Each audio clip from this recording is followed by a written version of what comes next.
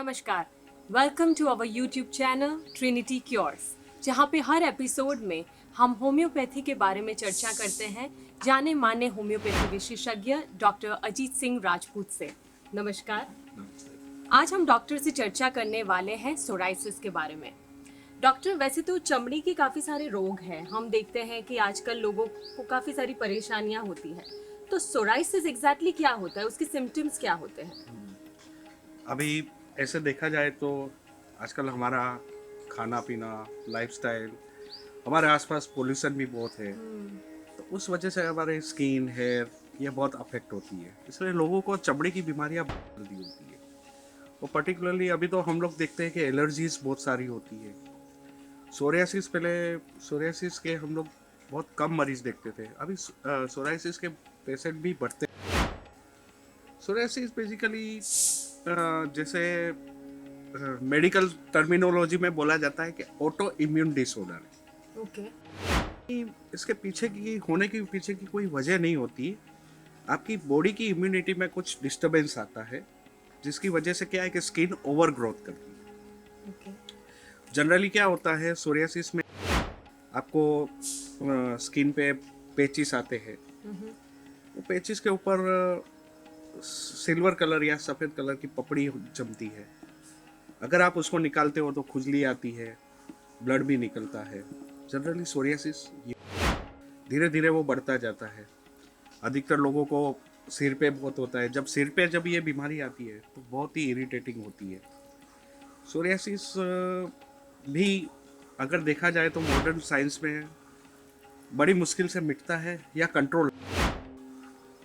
पर होम्योपैथी में, जैसे हमने पहले बोला कि होम्योपैथी में ये बीमारी हम लोग जड़ से मिटाते हैं। हाँ, सोरियासिस के पेशेंट क्या है, थोड़ा लंबा टाइम लेते हैं मिटने को।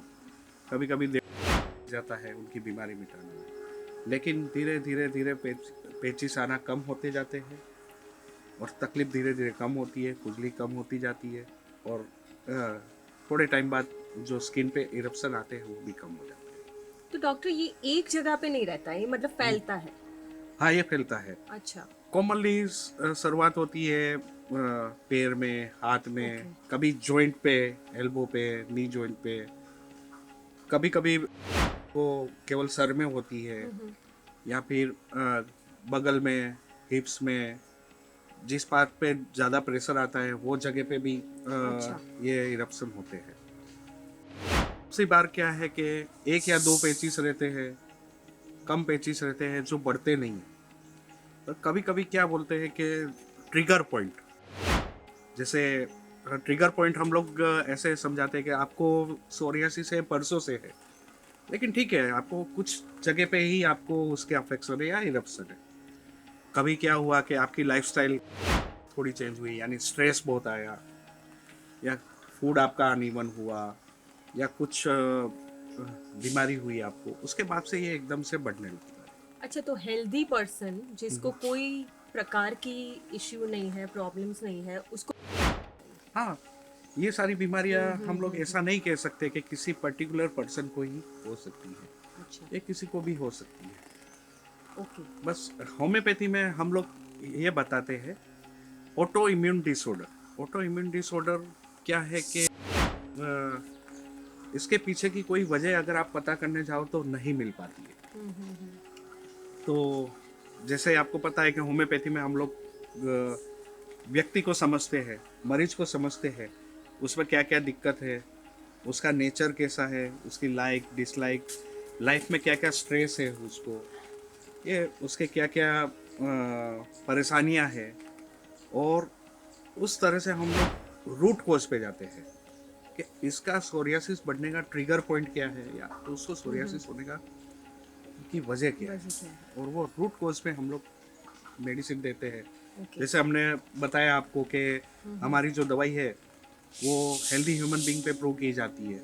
तो उससे क्या है कि हमको लक्षण पता चलते हैं और वो लक्षण को हम लोग बीमारी के साथ मैच करके जो मेडिसिन सबसे बढ़िया सूटेबल होती है वो सामने वाले मरीज को देते हैं, जिससे बीमारी मिटती है। ओके।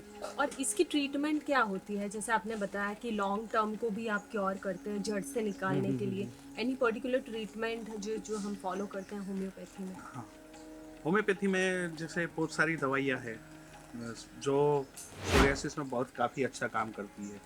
जैसे सल्फर है, ग्रेफाइटिस है, फिर सोराइनम करके आती है, लेकेसिस है। ऐसी बहुत सारी रेमेडीज़ है जो पर्टिकुलर स्किन पे सोरियासिस पे काफ़ी अच्छा वर्क करती है। बस आप आपके पेशेंट को इनमें से कौन सी दवाई सूट होती है और उसको कौन से उसमें देनी है, डॉक्टर वो डिसाइड करके जब देते हैं तो बीमारी धीरे धीरे खत्म हो जाती है। थोड़ी सी इसको हम लोग बोलते हैं पुरानी हठी हठी बीमारी है। मेरा नाम भावेश पटेल है। मैं व्यावसायिक एडवोकेट हूँ और अहमदाबाद में रहता हूँ। आपको मैं होम्योपैथी के बारे में और मेरे प्रॉब्लम्स के बारे में बताने जा रहा हूँ। करीबन 8 साल पहले मुझे पेट में बहुत सारी प्रॉब्लम्स थी और स्टूल भी अच्छी तरह पास नहीं हो रहा था, और दूसरा स्किन सोराइसिस था मेरा। तो उसके लिए मैं बहुत जगह पे घूमा था। करीबन 20 साल से ये सोराइसिस से मैं परेशान था।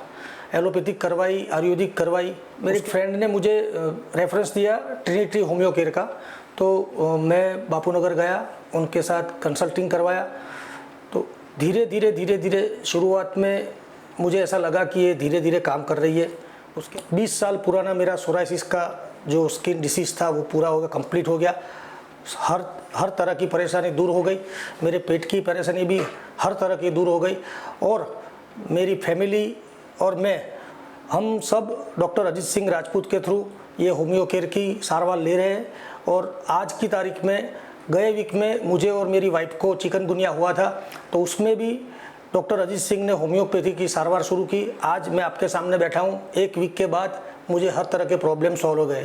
धन्यवाद डॉक्टर, आपने बहुत ही अच्छे से हमें सोराइसिस के बारे में जानकारी दी। आशा करते हैं हमारे दर्शकों को भी इस वीडियो से काफ़ी कुछ जानकारी हासिल हुई होगी। हमारे साथ बने रहिएगा। Do not forget to like and subscribe to our channel Trinity Cures. Thank you, stay tuned.